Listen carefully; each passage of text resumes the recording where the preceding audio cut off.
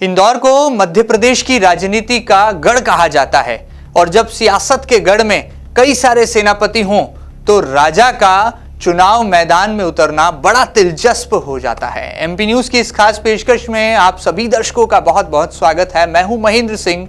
जी हां, इशारों ही इशारों में सही, संकेतों में ही सही, लेकिन समझदार को इशारा काफी है। हम बात कर रहे हैं इंदौर की संसदीय सीट की और लोकसभा चुनाव की।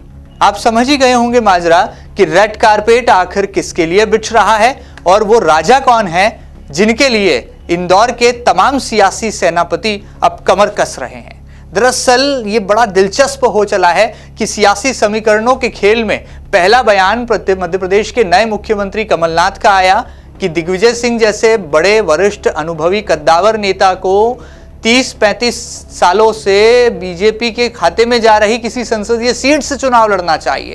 ये बयान उन्होंने बाकायदा मीडिया के रिकॉर्ड पर दिया, जिसके बाद कयास लगाए जाने लगे कि आखिर दिग्विजय सिंह के लिए ऐसी कौन सी सीट है।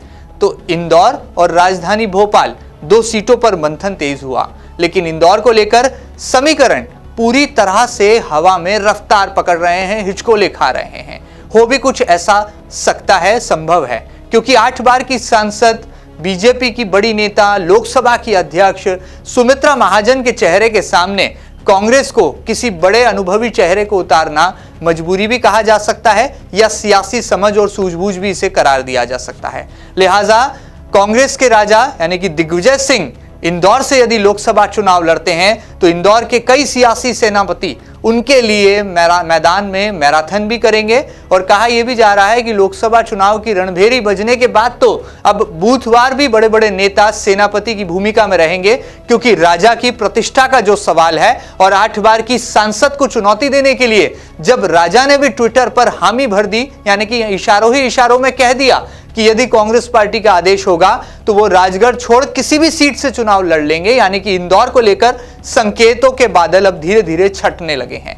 अब आपको बारी बारी से बता दें कि दरअसल इंदौर के सियासी सेनापति आखिर कौन है और कैसे राजा के लिए जो तमाम सेनापति हैं युद्ध की तैयारी की भांति चुनाव की तैयारी में भी धीरे धीरे जुटने की आहट के साथ सक्रिय हो चले हैं। विधानसभा क्रमांक 1 की बात करें तो यहां पर कांग्रेस के नेता कमलेश खंडेलवाल, जो कि विधानसभा चुनाव में टिकट पाते पाते रह गए, कहा जा रहा है कि वो भी सियासी सेनापति बनने वाले हैं और अपने राजा के लिए 1 नंबर विधानसभा, जहां से कांग्रेस के एमएलए जीत कर आए हैं संजय शुक्ला, उनके साथ कंधे से कंधा मिलाकर कदम ताल करने वाले हैं। विधानसभा 2 की बात करें जो कि बीजेपी का गढ़ है, लेकिन यहां से कांग्रेस के तेज तर्रार पार्षद चिंटू चोकसे की सेना भी हवा भर रही है। विधानसभा 3 की बात करें जहां पर कांग्रेस को हार का स्वाद जरूर चखना पड़ा, लेकिन यहां से पूर्व विधायक अश्विन जोशी और उन्हीं के भतीजे पिंटू जोशी भी पूरी तरह से अपने राजा के लिए सियासी सेनापति की भूमिका में खड़े दिखाई देते हैं। विधानसभा 4 की बात करें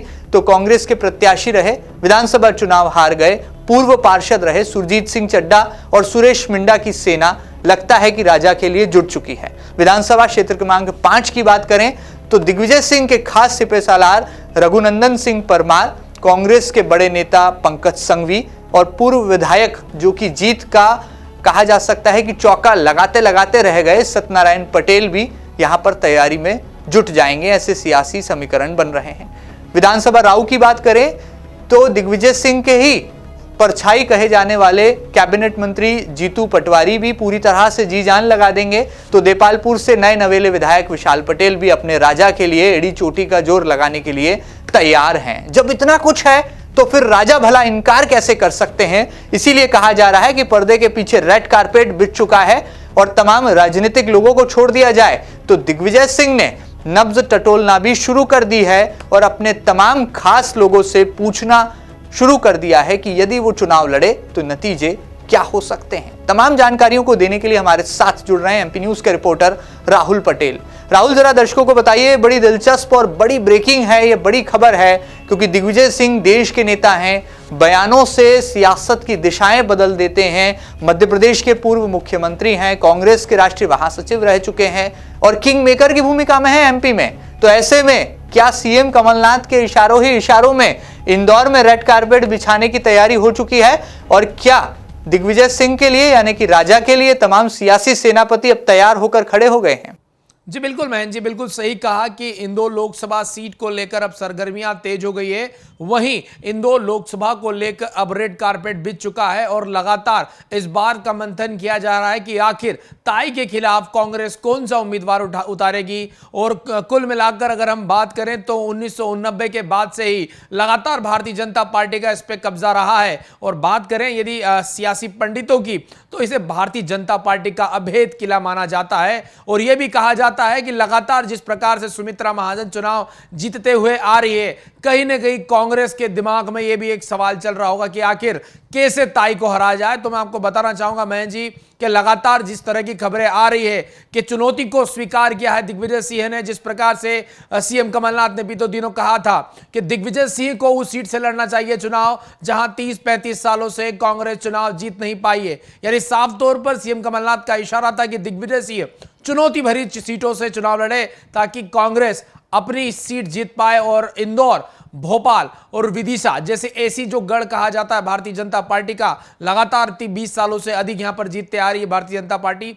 ऐसे में कहीं ना कहीं यह भी प्रश्न उठ रहा था कि क्या दिग्विजय सिंह इनमें से किसी टिकट पर चुनाव लड़ेंगे। लेकिन जिस प्रकार की अटकलें आ रही है, जिस तरह से राजनीतिक पंडित भविष्यवाणी कर रहे हैं, वो कहीं ना कहीं इस बात की ओर इशारा कर रहे हैं कि दिग्विजय सिंह हैं, जी बिल्कुल, राजा जिसको कहा जाता राघोगढ़ के राजा दिग्विजय सिंह इंदौर लोकसभा सीट से चुनाव लड़ सकते हैं। इस प्रकार की अटकलें तेज हो गई, जिसके बाद से ही जितने भी उनके सिपाही हैं, कितने भी जो नेता हैं जगह जगह के, वो सब अब एक्टिवेट हो चुके हैं और अंदर खाने चुनाव की तैयारियों में जुट गए हैं। चलिए, बहुत बहुत शुक्रिया राहुल। फिर आपसे जुड़ते हैं और कई सारे पहलू हमारे एमपी न्यूज के दर्शकों से साझा करते हैं। आगे बढ़ते हैं, आपको बताते हैं कि किस तरह से दिग्विजय सिंह को मास्टर स्ट्रोक वाला प्लेयर भी कहा जाता है, क्योंकि 8 बार की सांसद सुमित्रा महाजन को राजनीति में बेनिफिट ऑफ डाउट मिला है, ऐसा कहना है तमाम पॉलिटिकल एनालिस्ट का। क्योंकि कांग्रेस कभी किसी बड़े चेहरे को पूरी प्लानिंग, पूरी रणनीति के साथ मैदान में उतार नहीं पाई, जिस वजह से लगातार सुमित्रा महाजन एक के बाद एक 8 बार से सांसद बन गई। कहा यह भी जा रहा है कि क्रेडिट के मामले में भी बीजेपी में ताई और भाई का जो खेल चलता है, उसका फायदा यहां पर कांग्रेस के अंकगणित के साथ मिल सकता है। लेकिन और भी कई समीकरण हैं। दिग्विजय सिंह के बारे में कहा जाता है कि मध्य प्रदेश में सबसे बड़ा कार्यकर्ताओं का नेटवर्क यदि किसी राजनेता के पास है तो वो कांग्रेस पार्टी के बड़े नेता दिग्विजय सिंह ही हैं। तो क्या ऐसे में ये मान लिया जाए कि इंदौर का दिल जीतने के लिए और अपनी पुरानी छवि मिस्टर भंटाढार को धोने के लिए, क्या इंदौर की संसदीय सीट से यदि कांग्रेस के प्रत्याशी बनाए जाते हैं दिग्विजय सिंह, तो जनता कंफ्यूज हो जाएगी या अपनी ताई पर ही भरोसा जताएगी? ये बड़ी पहेली है, क्योंकि ये चुनाव मध्य प्रदेश का ही नहीं बल्कि पूरे देश का सबसे चर्चित चुनाव बन जाएगा यदि ये समीकरण बन गए तो ऐसे में फिर जुड़ते हैं एमपी न्यूज के रिपोर्टर राहुल पटेल के पास, चलते हैं और कुछ जानने की कोशिश करते हैं। राहुल, एमपी न्यूज की एडिटोरियल टीम का क्या एनालिसिस है? यदि ये तस्वीर बनी तो ताई बनाम दिग्विजय सिंह क्या सियासी खेल होगा और किस तरह से इसके नतीजे अभी से आके जा रहे हैं?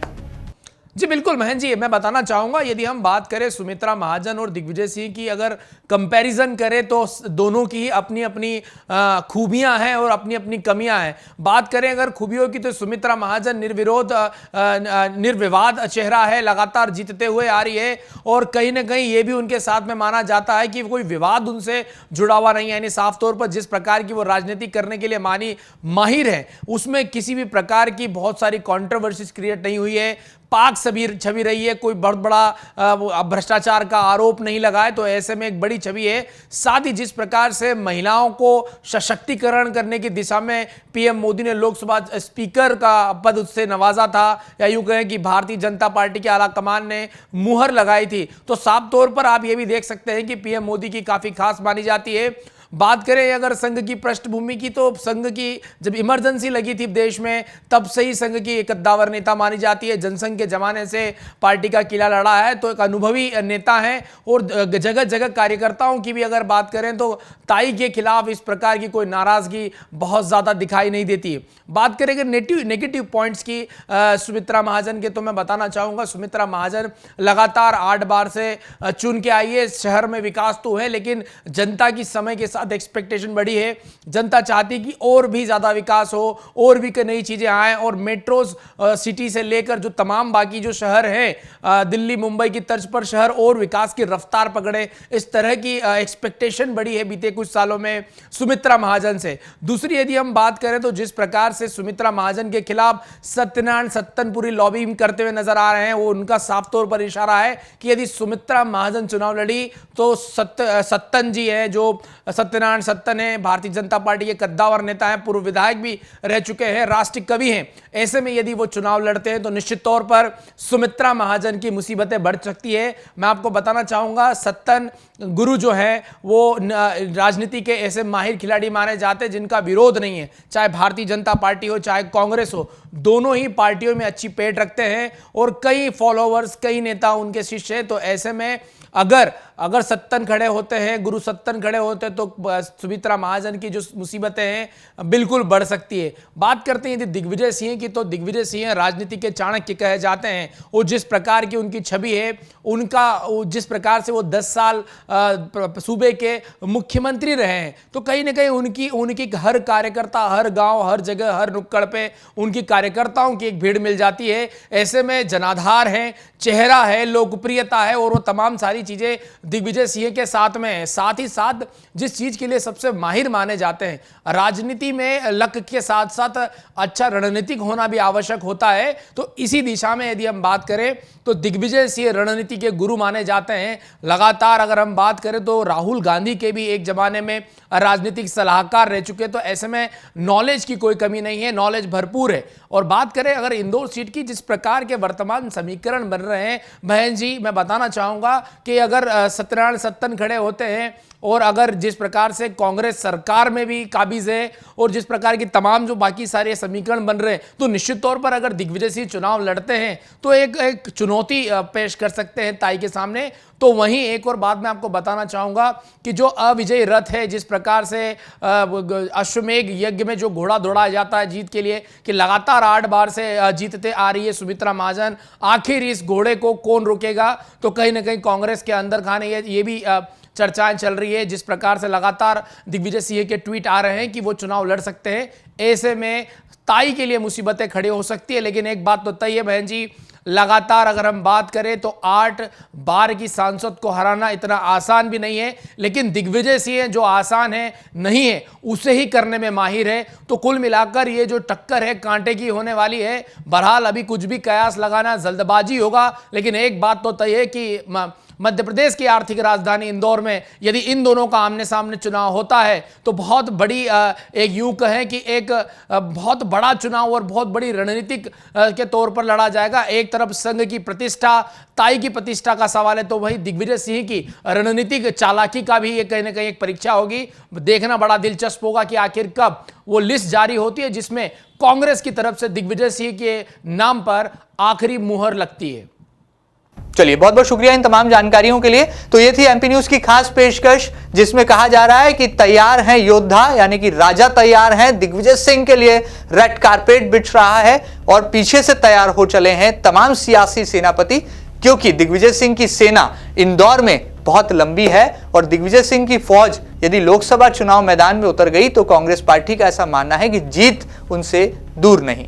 देखना बड़ा दिलचस्प होगा कि ताई के सामने दिग्गी राजा क्या सियासी समीकरण और होली के इस मौके पर कौन सा सतरंगी सियासी खेल रचता है। ये खास पेशकश आपको कैसी लगी हमें जरूर बताइएगा और ताजा तरीन खबरों के लिए आप कहीं मत जाइएगा, लगातार देखते रहिएगा आपका अपना न्यूज चैनल एमपी न्यूज। फिलहाल दीजिए इजाजत, नमस्कार।